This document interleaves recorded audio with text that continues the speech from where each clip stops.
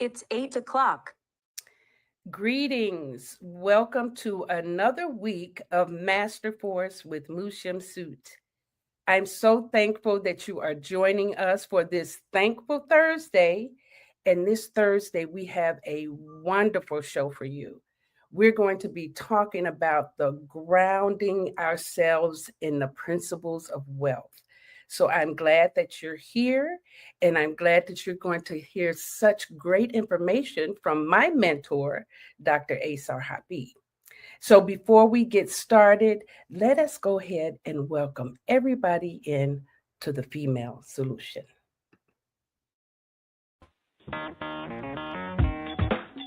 Women have the power to transform this world. We can end crime and violence if we all agree to do one thing: share. Let's share our wisdom, share our time, share our talents, share our finances, but most of all, let's share our love. This is the Female Solution. Yes, we are sharing our love and our knowledge this morning. I don't know if anybody realizes that we're in the full moon of Taurus right now, and this energy is so nurturing for us. It's nurturing for our persons, it's nurturing for our relationships, and it's nurturing for our passion in life. Right now, people are struggling with a lot of financial issues, and we keep thinking that it's separate from our spiritual well being. So, I've invited one of my favorite people in the world who also happens to be my mentor, and he's going to share with us the amazing principles of wealth, but they're entitled Principles of Solomon. Let me bring to the stage my wonderful mentor, Dr. Asar Hapi. Dr. Hapi, how are you today? Greetings, Moot. Greetings. Excellent. Thank you How's so one? much. Everything is good. I just love that you make yourself available for these opportunities so that the people in our community can get to know you and actually vibe with you. You have been amazing in my life, and I would love for everyone to know what you do and how you're doing in life, right? Can you hear me okay? Right. I Can, can. Can you hear me wonderful. fine? Yes, I can. Now, what I would like to do before we actually get into the topic, I would like for you to introduce yourself so that people can get an idea of what you're bringing to the table. Can you do that for us, Dr. Happy? Give a I short bite. can. Okay, thank It's you. very, very short. I'll try to keep it as short as possible. Okay. Um, I I came into my career when I was 20 years old. I was diagnosed with a condition called sarcoidosis that was an incurable disease that could have taken my life. And this particular disease took the life of Bernie Mac. Most of you all have heard of him. He was a very famous comedian. So this inspired me to go and learn about how the body can heal and how the body works. And I went to school and I went through my first schooling, which was the College of Naturopathy, which is a national college here in America. And it taught me the basic sciences of health as well as the nutritional sciences of holistic health, as well as the learning of touch, in which we learn how to work on the body so that the different problems that the body have can be alleviated. From there, I went on to chiropractic school where I received another PhD. And in that, we learned more about the bones and the spine and the nerves. And with the first school, we learned about that also because a chiropractor had developed our science of naturopathic, which was a science that was primarily developed in Europe, and it was called napravet, which meant to fix pathology. And that particular chiropractor in the 1930s, he developed our system. And our system was more of a system where we dealt with connective tissue damage in the spine and in the limbs. And we worked with the nervous system just like the chiropractor. But our treatment was much more therapeutic as well as much more comprehensive. It was more of a healing system and healing sessions that would bring the body to a very wonderful state of comfortable and improved health. And that I did for a series of years, as well as the chiropractic. And then I was introduced to a healer out of Tucson. And this particular healer, he was a healer who dealt with needleless acupuncture. His system was called the International Institute of Applied Physiology. And it was a system where you learn how to test muscles. You relate the muscles to organs, and you relate organs to systems. And it correlated with acupuncture. And there was a system where we used a needle called the needleless needle. And this took the place of inserting needles into the body. And this particular system, in 2 minutes, you could get the results of perhaps 5 to 10 acupuncture treatments in 2 minutes. And so we applied that particular system for years, particularly with our elders. We brought them off their canes, we brought them out of their wheelchairs, and we also brought them off of their paralyzed beds. We also have brought them back from congestive heart failure. And so in our work that we do, we have been blessed to understand the powers of the breath, in which that is another system that I mastered as a Grand Master of the Kemetic Yoga system, which has been over 53 years in which I've taught that, and also was in the research of that to develop us into understanding the powers of the breath and how the breath could be a regenerating force that could bring all of us a younger state of super well-being, of vitality and wellness. And in that particular system, I focus on primarily the keys to it. And in this period of 53 years, I now have the blueprint to how the breath works and how it can rejuvenate us and our elders to greater years of youthfulness that we all deserve to have. So now I am in the state of teaching that. I have a few students, but I look forward to now expand my knowledge to those globally, but particularly to those that are in the diaspora of the states of the United States. And so particularly Chicago, since that's where my temple is, the Shrine of Hapi. And in these shrines, we focus on teaching all the secrets that the ancestors walked with, all of these secrets that made them great and made them genius and made their society the society of societies. Their society is the greatest society that ever was and ever will be. And the knowledge that they had on the walls of the pyramid, that knowledge has now come off. That knowledge is in our temples and raising our people up to be superheroes and sheroes of themselves. Now, as I have stated, the last system that I learned was the acupuncture itself. And in that system, I got another degree, but we learned how to use the needles. And we were working with people who had AIDS back in the day when the AIDS first came on the set. And so we were doing treatments at Cook County Hospital. We were treating the patients. That's where they were being treated for AIDS back at the beginning, before they created a building for that particular population. And so we would see on Wednesday and Friday, we would go there and we would do treatment. So these are the different systems that I have mastered. And these systems, when I combine them together, it is a powerful, powerful system in the healing of our people. So that's kind of a basic, short description of my background system. You did really, really well, Dr. Happy. And you didn't mention the Swiss shards, though. You didn't mention the garden. Tell us a little bit about the master gardener, because we've also been blessed with some of your knowledge in that area. There was a time when we were working to build out gardens in Chicago. So how does gardening actually tie into all of your healing principles? Well, I'm glad you asked that, Sister Moon. The understanding of gardening is actually the understanding of organic medicine. One has to look at food as medicine. And if you look at food as medicine in its organic state, that God has put everything in the food, and the food gives us healing if it comes close from God. The garden is the closest you can get to God. And in this garden, the food is so vital. Our garden is so beautiful. The food is so vital. You don't even want to pick the food but we pray on the food when we're growing it. We say, food, we must eat you.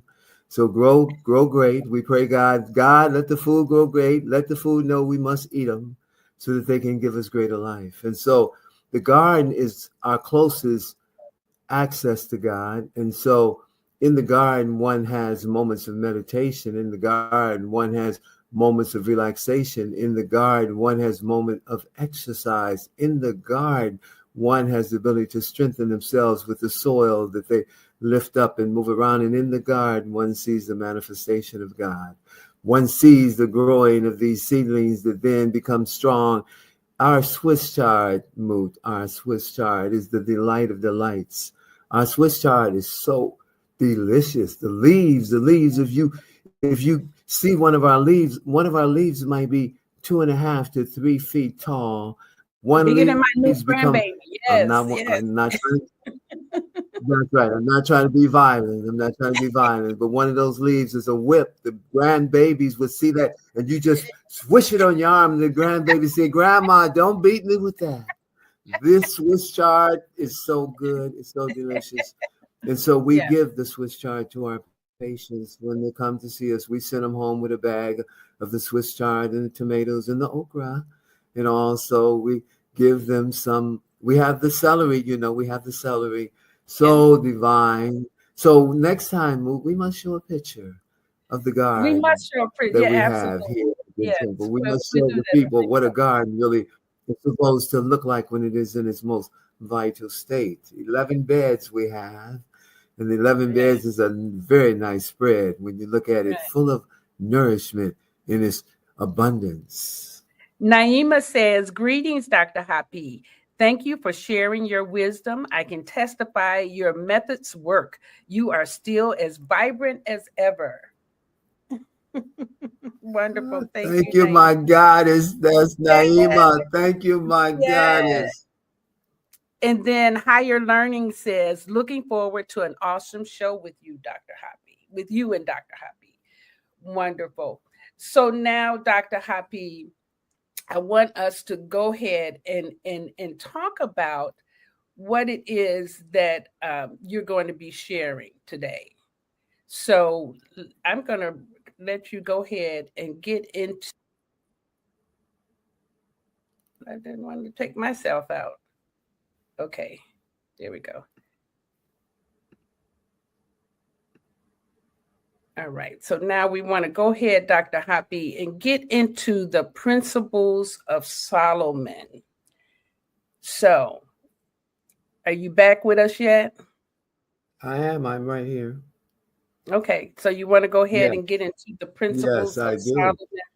Yes. Okay. So when we look at wealth, we must look at some understandings of what creates wealth. The question may have not crossed our path. The question may not have been a question in our circles. A question may not have been a question in our families. We all have these family reunions.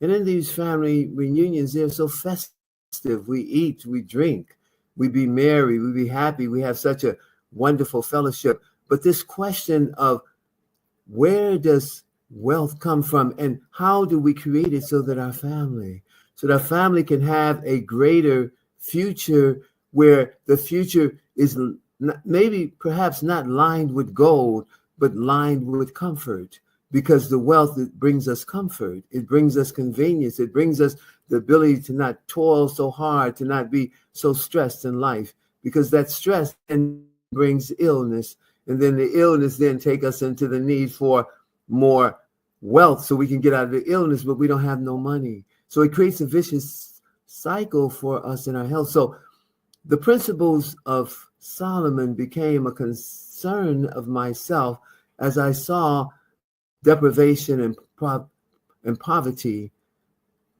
coming upon us even greater, particularly in these last of years that now we see that Trump is in office. We see that prosperity is trying to be taken away from us, the DEI being taken away, and the even now we talk about the Medicaid and the link card, the SNAP card for food, the basic to survival, we see that that could be on our forefront, on our front door steps. So do we need to know some principles of Solomon right through here? Well, I think we do, because in these Yes. principles of Solomon, we will be able to fortify ourselves so that as the deprivation of the decline and and the the delay of our ability to survive is taken away from us, we bounce on the other side, and we soar like eagles from the knowledge that we can have from these principles that I want to share with you this morning. So the principle of Solomon,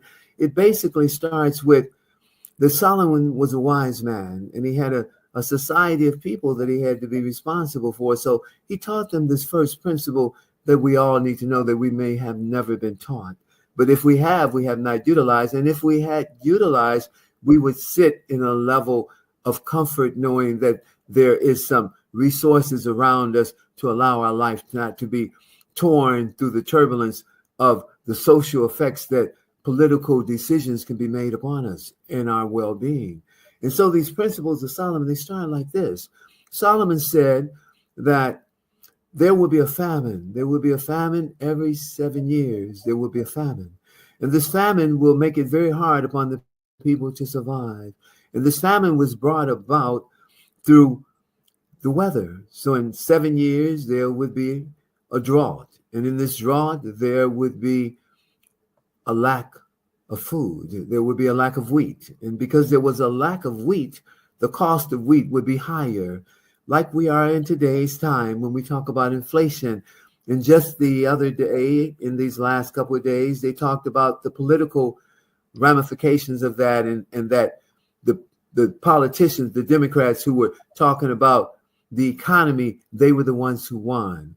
So we go through the economy through all of our generations, but back here in Solomon's time, the economy was that when the famine came, we need more money. We need more money because the wheat was going to cost more, because there were going to be a shortage of the wheat. Well, that was inflation then, as food costs now is inflation. And so Solomon said to his people, he said, now, this is how we will deal with this future dilemma in 7 years when the famine comes. We want everyone, every family, to take 10%. 10% of all the wealth that comes through your hands, we want you to take that 10%. We want you to put it to the side. We want you to put it to the side as an emergency. The 7 years of the famine, in 7 years, you will have adequate funds to be able to handle the increase of the cost of the wheat. So 7 years came and gone.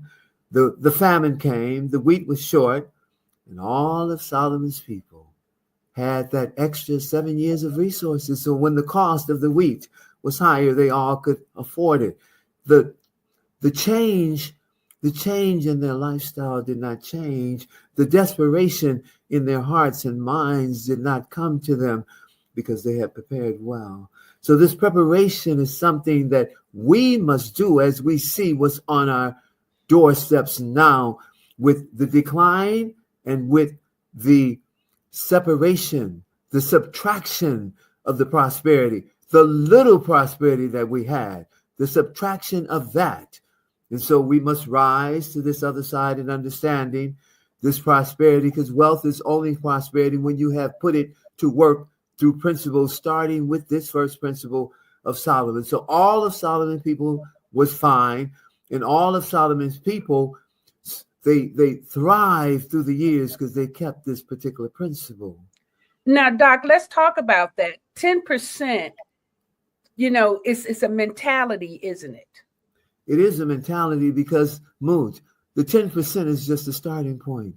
What we say is that wealth is a manifestation. It's a manifestation of these principles when you apply them with tools and you apply them with vehicles, and you soar on the wings of the eagle in understanding the economic way that we grow into prosperity.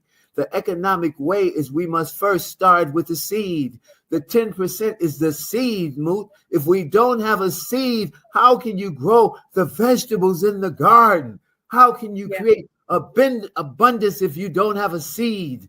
So the 10% is only a seed. And what can a seed grow? What can it soar? One seed can grow a whole oak tree, and from the oak tree you have many oaks, and Yeah. from many oaks you have many trees, and from many trees you have a forest.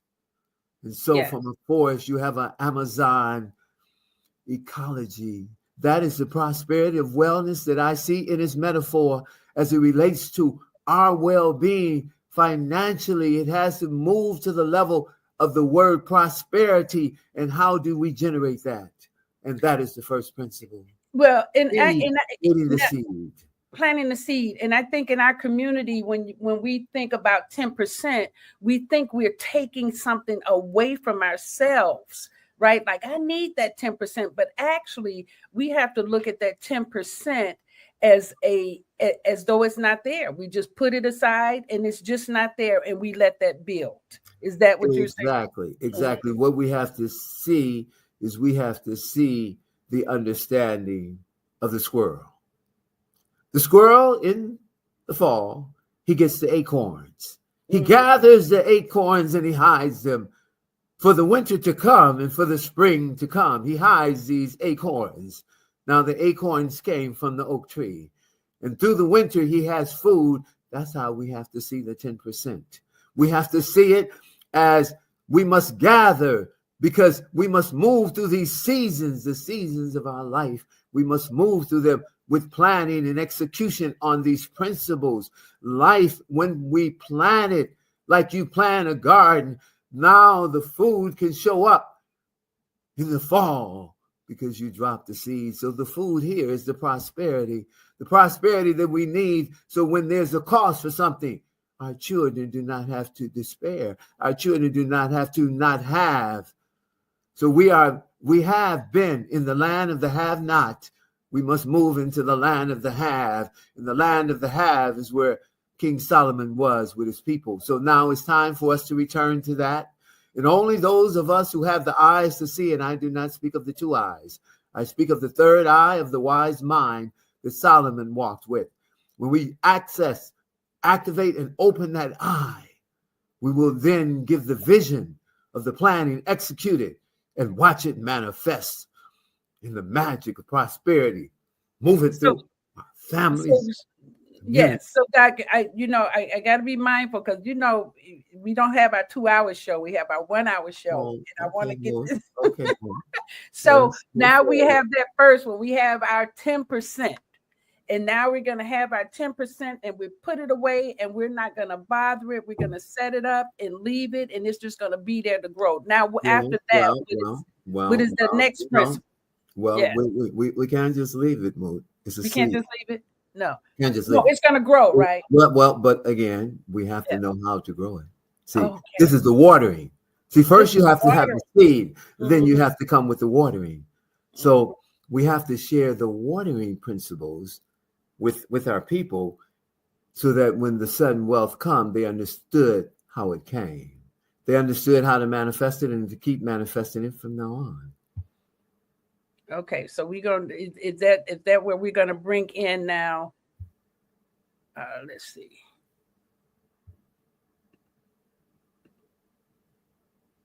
Can you hear me, Doc? I can. I can hear you. Can you hear me? Yes. So now the watering, are we okay? Divine rising. Thank you for giving the survive and elevation tools. That's right. So now one of the first tools, the watering tools we talk about, then is that going to be gratitude, Doc? For the watering? That's one of them. That's one of them. That's okay. One. So let's speak on that. Let's speak on that for a second, because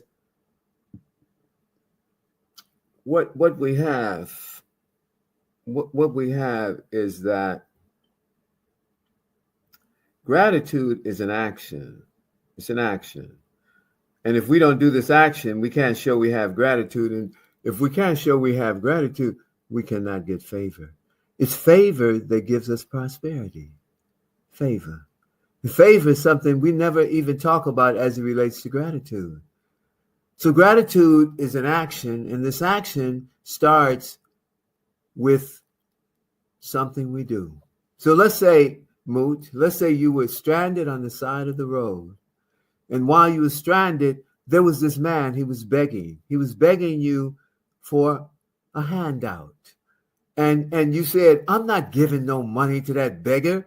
He's just one of these hustlers on the street trying to hustle my dollars out of my pocket. And I know he go home with a pocket full of money and and I'm not going to get played. Okay. So now this particular night it's raining and your wiper is broke on your car. Your wiper is broke. And there's a great chance on the expressway you might have an accident because your wiper is not working and you might die that night. But this beggar that you had such a low, inferior attitude about, like he's nothing. He's a beggar. I'm not giving him nothing. He's a sneaky hustler.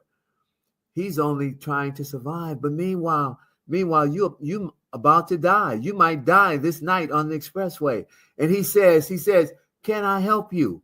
But in your open mind, you say, I'm going to give him $1. You're the opposite person now. You're the person that says, I'm going to have empathy. This is where gratitude comes. Empathy comes in there following gratitude. You say, I'm going to have empathy for him. I'm going to give him $1. But then he says, your wiper is broke. You might have an accident on the expressway. Let me fix it. So he comes with gifts. He comes with skills. He takes the wiper off the right side and put it on the left side and take the wiper off the left side and put it on the right side. And now you can see. He now just made it safe for you. But then too, under your car, you have the flap that holds your gas, your oil pan, and the flap has fallen. And now you hear it rubbing on the street. And he says, oh, by the way, I have this hanger. I can lift your flap up so that you don't tear your flap up because that costs X amount of dollars, hundreds and hundreds of dollars. So let me fix that while I'm at it. And so now he saved you some money. And now he saved your life. And now all you were going to give him was $1, but he just saved your life. No, that was my situation. I gave him $100. Oh, wow. I said, thank you, my brother. God sent you this night. I could have died. God sent you. So here's $100 for your blessing. So in gratitude, you never know. You never know who comes upon you. You never know that God sent them. So when someone comes to you and asks for a handout, don't be that person that says, no, he's nothing. I'm not going to give him $1. See it as someone that God sent and tested you.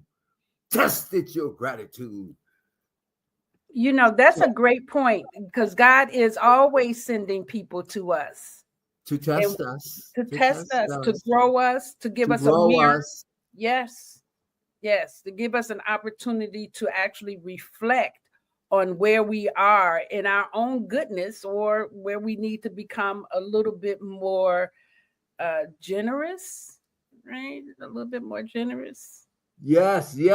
Let me tell you one other story on that so you get real clear how gratitude create favor. I go to my barber. And my barber, I go to him every so often to kind of get spruced up a little bit, try to be for the G to the Q. And so my barber, when he gives me a haircut, I was in this chair this one day and the brothers were in there. And I kind of spoke on it while I was giving the brother the tip.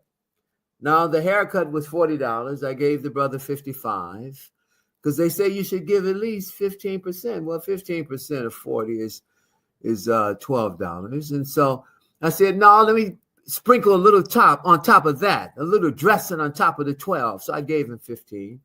And I said, this is the shop of the GQ. This is the GQ shop.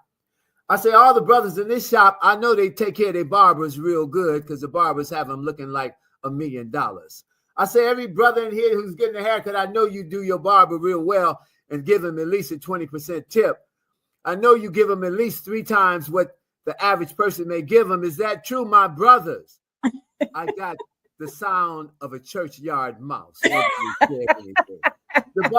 barbers, they say, speak up, apostle, speak up. I say, my brothers, when one give us service, we must show gratitude because then we get great favor.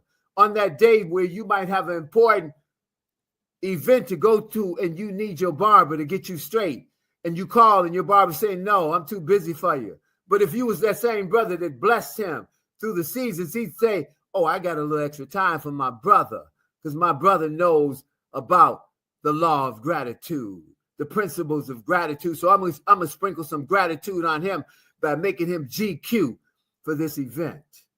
So gratitude is one of the waterings that we need to learn how to do if we're going to have an amazing garden of life. Wonderful. We're going to take a little break right now, and then we'll come back and go through. We're already halfway through the show. No, so we're not. Yes, we are, Not Dr. big. Hapi. Yeah, so we're going to take a little break and then come right back, and we'll continue our conversation about the principles of Solomon.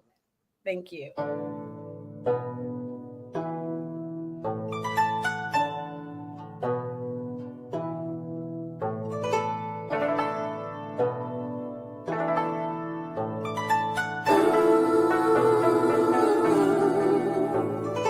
Mommy teaches the young ninja, teaches him to be cool. Mommy teaches the young ninja, teaches him to take a breath. Mommy teaches the young ninja, teaches him to be cool, teaches him to have a rest. Mommy teaches the young ninja, teaches him to be cool, teaches him to do his best. Mommy teaches the young ninja, teaches him to be cool, teaches him to ace his test. Mommy teaches the young ninja, teaches him to be cool, teaches him to trust himself. Mommy teaches the young ninja, teaches him to be cool, teaches him to choose good food. Mommy teaches the young ninja, teaches him to be cool, teaches him to see his best. Mommy teaches the young ninja, teaches him to be cool. Mommy teaches the young ninja. Thank you, thank you, thank you. I am so glad that you're here with us as we're talking with Dr. Hapi, and we're looking at the principles of Solomon. So, Dr. Hapi, we're going to move on to talk about the actual. Can you hear me, Doc? I can. Okay. Let's talk about reciprocity. Let's talk about now. It connects to gratitude, but where does reciprocity come in, especially in our community and in the principles of wealth and the principles of Solomon? Reciprocity is a very powerful principle that we have not been taught very well. This particular principle is a principle that it deals with energy. It deals with energy. All of these principles, they deal with energy. And the energy creates a mental framework in the person's mind who you reciprocate back to, as well as the reciprocation of what you create in the energy of what you, when you reciprocate. So when reciprocation is the opposite of receiving. So when a person receives any blessing, just like when I go to my barber gives me a haircut, he's not per se expecting a tip, but in the reciprocity, there was a value to that haircut beyond the haircut. The haircut was the service, but the reciprocity was the relationship that was created from that service. So reciprocity is creating a loop. It creates a loop.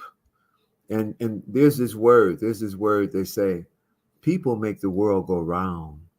Well, they make the world go round in the reciprocation. Just like if I did something for you and then you did something for me, not me even expecting you to do something for me, but that you did something for me, then I would want to do something for you again. And then you would want to do something for me again. Let me bring it a different kind of way in an example. When we deal with holidays is a reciprocity principle. Someone give you a gift, you give them a gift back. Now, it might not be the gift that you wanted, but they gave you something back, not saying what you gave them was more expensive than what they gave you, but that in the intention of the giving and the intention of the receivership, there was an energy. It's this energy that we lack. We lack this energy as a people because we didn't understand this word reciprocity. We understood the word to receive. We understood that quite well. If you go anywhere, you have people that can have their hands out. This is where we have faltered. They brought us into the reciprocity. They brought us into the receivership of the least. They taught us how to accept the least. And then they taught us how not to reciprocate so that we could get the most.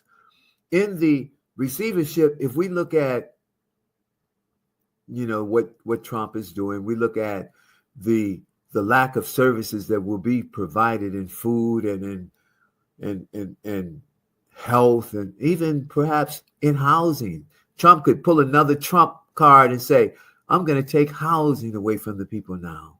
And so in reciprocity, we have to understand that as we receive and then we give back, that receiving and giving has to become bigger and bigger.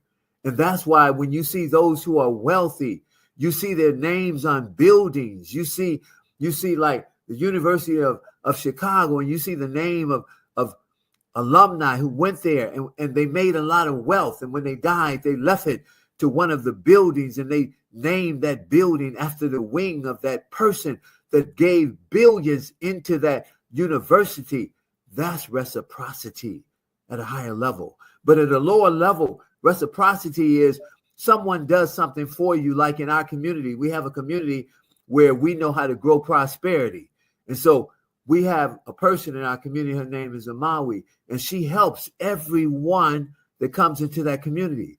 And I said, if she has taken her valuable time to help you, did you at least say, can I buy you a dinner? Can I pay for your car, a full tank of gas? Can I put something on your food bill, your gas bill? Can I give you a couple $100?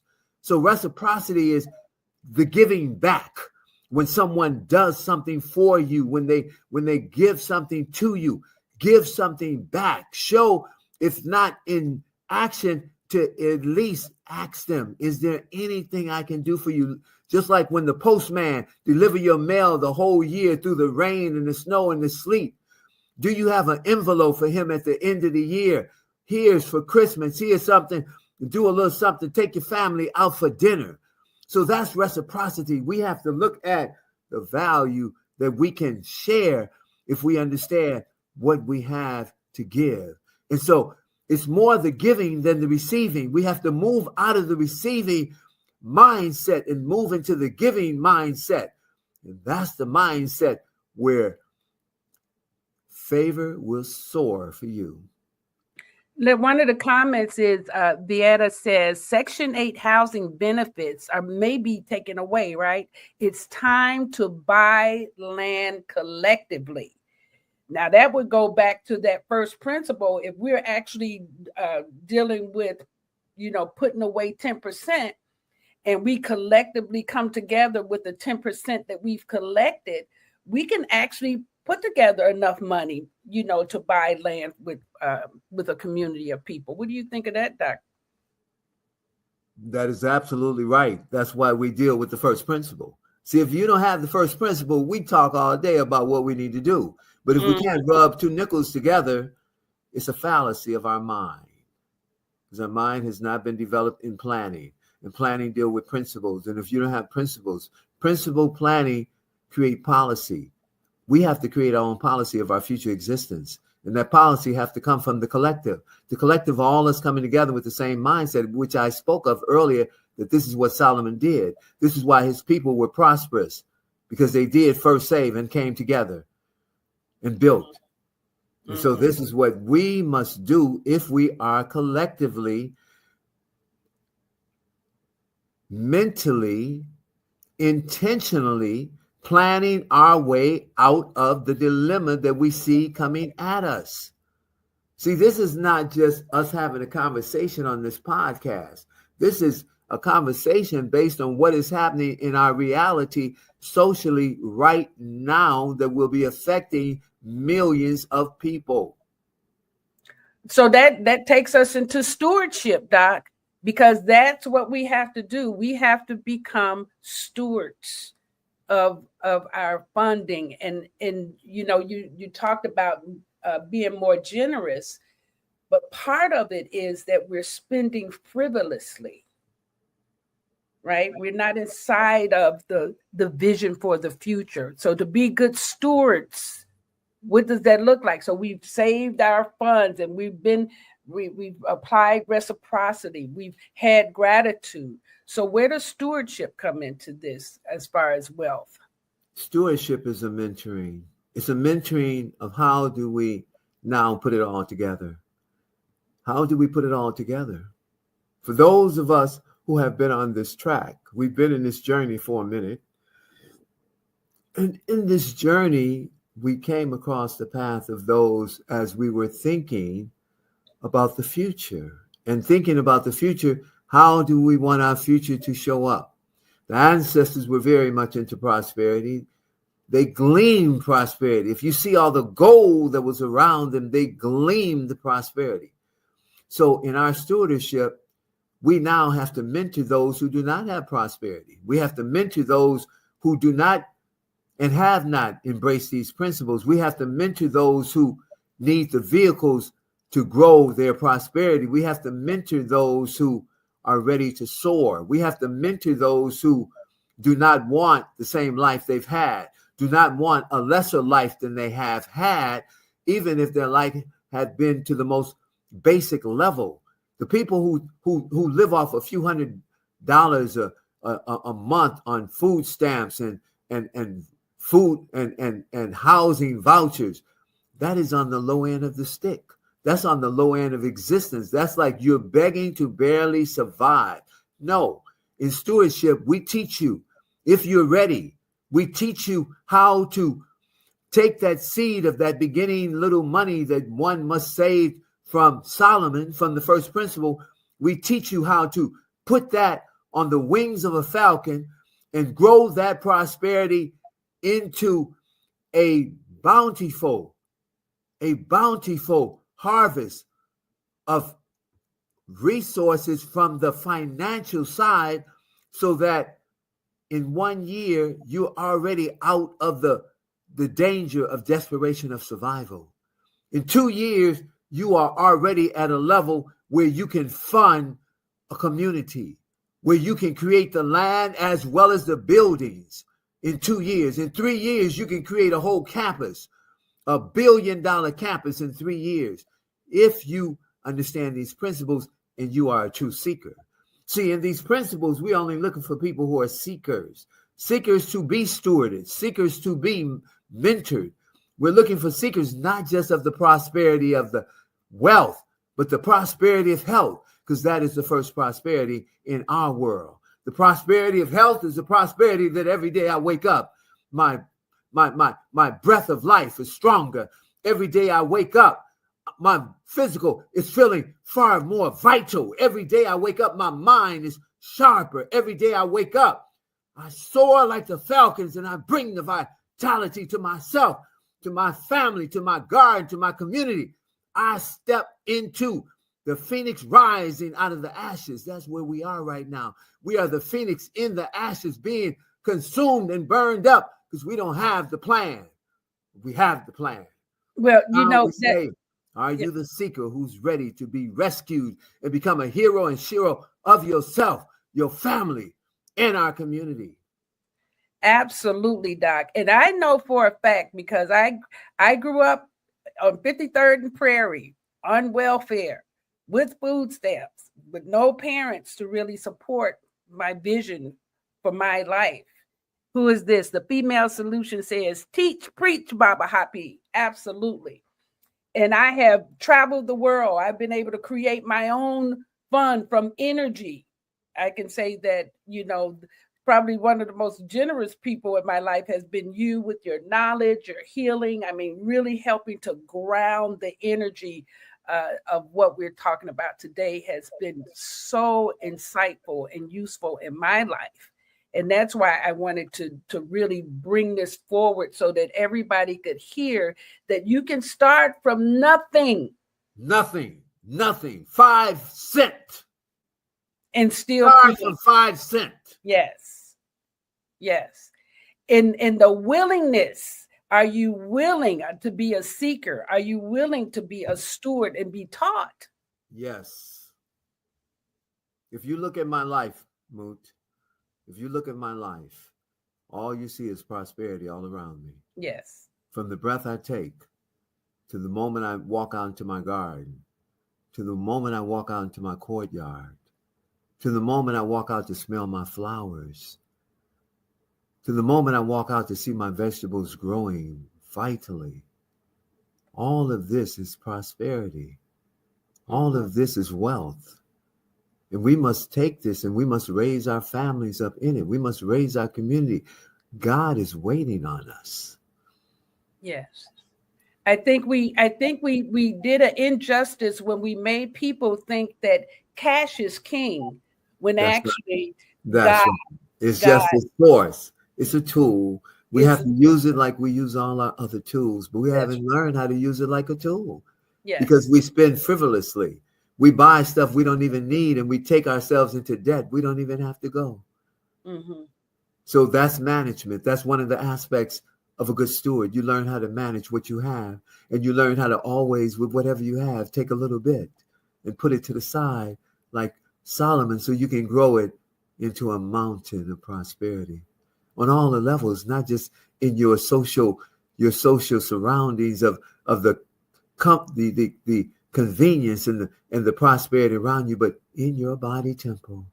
Yes. In your body temple. What good is money if you are sick? If you are sick, if you are suffering, what good is money? So we have to understand all these tools and multiply from there. Yeah. And then this last one, Doc, delayed gratification. How does that fit into the principles of Solomon in building our wealth and using that seed that we first started with? Now, I'm glad you asked, Moot, because delayed gratification is only sacrifice. See, sacrifice is something we haven't learned how to do. We haven't learned how to embrace it. We must embrace sacrifice. Once we understand that embracing sacrifice, when we have a plan in front of sacrifice. See, to sacrifice by itself is not good, but to sacrifice with a plan in front of us to take the little bit that we have, that in Solomon's principle, we took that little bit. Now, that little bit might have been, I'm going to go buy me a new dress. Okay, well, that dress only costs $150. But no, we could have went to Salvation Army and got a dress that might have been a little used, but we got it for $6. We took the 144 and we dropped it to the side in Solomon's principle. And then we did some other things so that within the next couple of months, we were sitting on $1,000. We said, where did the money came from? It came from sacrifice. It came from I sacrifice over here. In a bigger picture, Moot, that's someone who could go and buy a new car.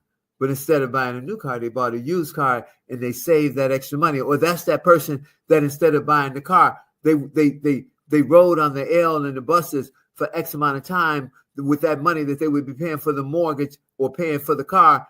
They now had that $1,000 put to the side. And now that $1,000 inside of 1 year grew to $111,000. That $1,000 in 18 months grew to $1.2 million. That $1,000 in 2 years grew to $12 million. You tell me we can't deal with delayed gratification as sacrifice to be able to get what we want? Even if you wanted to buy a house, you have to put some money to the side. You have to move into principle of Solomon. So we have not benefited from understanding the benefit of sacrifice, which is delayed gratification. Because now, once we grow the prosperity, whatever we wanted, we can have 10 of them, 100 of them, 1,000 of them. But we must deal with these principles first and always to grow prosperity in one's physical life, as one's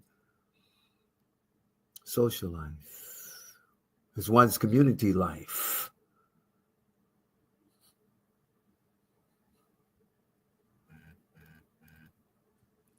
Doc, I want to read a couple of comments, okay? We're getting towards the end of the show, so I want to let you know that people are listening.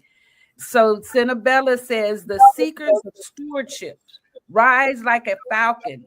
God is waiting on us. That's a beautiful thought. And then Zelda says, oh my God, the master himself, Dr. Hapi, shares his wisdom. My girlfriend, Effie Rofi, introduced me to him years ago. Ashe. Do you remember that name, Effie? Effie Rofi, Doc? Absolutely. Wonderful, sister. Wonderful. Yes. Hey, Effie. No, that was Zelda. That was Zelda talking Oh, about. That was Zelda talking about Effie. She said Effie introduced you to her years ago. Yes. Okay. All right. So Doc, you introduced me to a book many years ago. Oh, Cinabella says, listening intently. You introduced me to a book years ago, maybe been 20 years ago, called The Brother of the Third Degree. Do you remember that book, Doc? The Brother of the Third Degree. Yes. All right. So we have a few more minutes and then you can get on with your day. I know you have 1,000 things to do. Yes. So let's talk about The Brother of the Third Degree. That book was an amazing book. It was an amazing book. Now, when we deal with books, we're really talking about a secret society of spiritual enlightenment. The Brother of the Third Degree was an extraordinary individual in the book, and he was a seeker of the super society. He was a seeker of an enlightened society that planned and had the life that was the best life you could have. This particular brother had the understanding of the teachings whereby all the ones who came up under his guidance had the greatest life they could ever have. And the understanding of the esoteric knowledge and teachings was shared with these people. Now, we live in a society that most of the knowledge that we receive, we call it exoteric, EXO, which means is the knowledge of the masses. And that knowledge will not serve us well. That knowledge will not bring us into prosperity. That knowledge will give us the life that you see the masses suffering with. But in this enlightened society that this brother shared the knowledge with, all the people in that society were elevated. They were of their highest being, of becoming and of developing, so that as they moved through the time, it was the divinity of God that gave them the greatest life. So we pose the question, do we deserve that life? Do we deserve as a society to have the greatest life, to have all that we could ever ask for that God could give us? Do we deserve that? So to receive that, we must step on the esoteric side, the side of the knowledge of knowing how to take care of these body temples we have so they can become more vital. The knowledge of being able to download the knowledge so our minds will not step into dementia, where our minds will grow even greater and stronger, and we can be the wise ones to lead our children and our grandchildren into the greater life of the future without all this turbulence of the AIs and the robots coming to take our jobs. And so in this enlightenment, this brother gave the blueprint, and all those that followed grew into this spectacular, wonderful life that we all deserve. So yes, that I read that book. That brother inspired me greatly, Moot. And that is the book we all need to read if we are to understand that there is a life that we could have, but that life must be totally away from the life that we see in our society, because that life is a life of desperation. That life is a life of desperation, of survival. And from that, it brings all the violence. It brings all the suffering, all the bullets, all the madness, all the nightmares in the daytime in our communities. So we say we must soar above that, and we can only do that when we move to the esoteric, and we teach our youngsters how to be in the divine mind of the higher self, and how to move into the gracefulness of peace and social justice, as well as social justice among and at each other, so that we're not talking about them over there. Those police are bothering us. The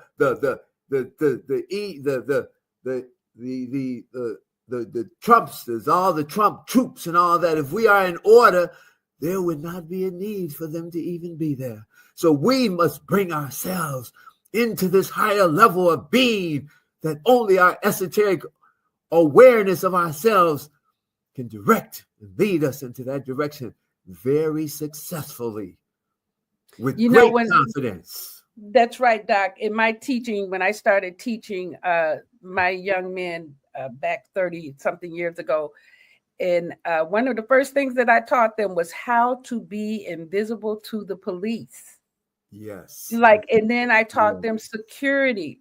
I mean, you don't have to be out there, flaunting, and just being an obstacle to anything. Yes.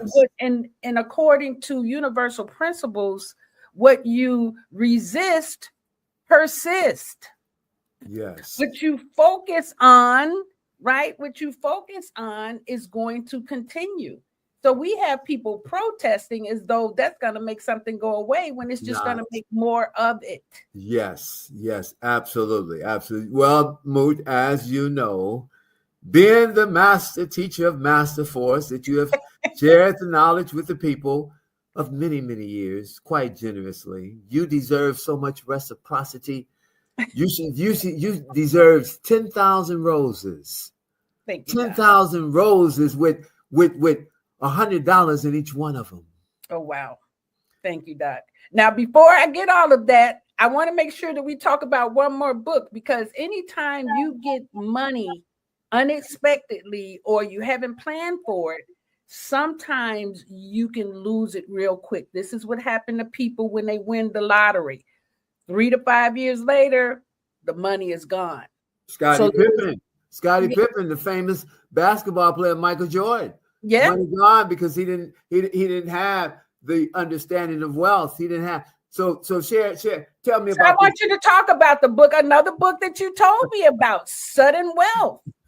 Sudden Wealth, Doc.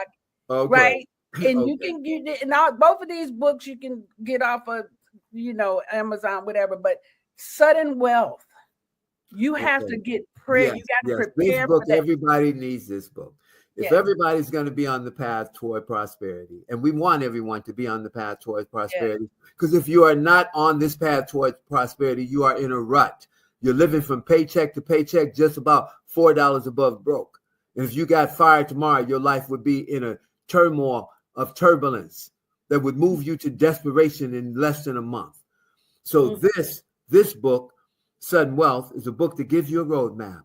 And this book tells you of all the pitfalls that could happen if you were growing into prosperity, if money was flowing from the sky, pouring from the sky from God, if you were receiving it.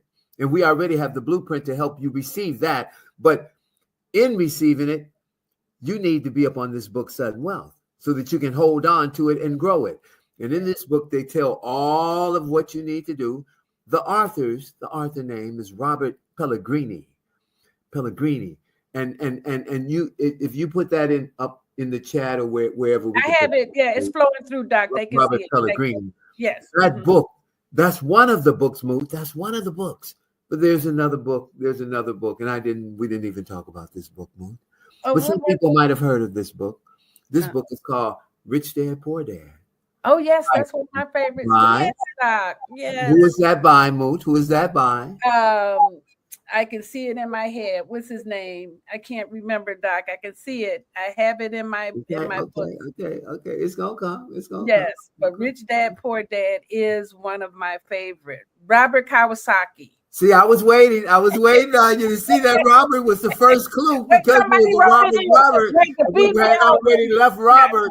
I said, I'm gonna see if she's in the association in the file. Because you pull it up from the file, right? The file. But yes, Robert Kiyosaki.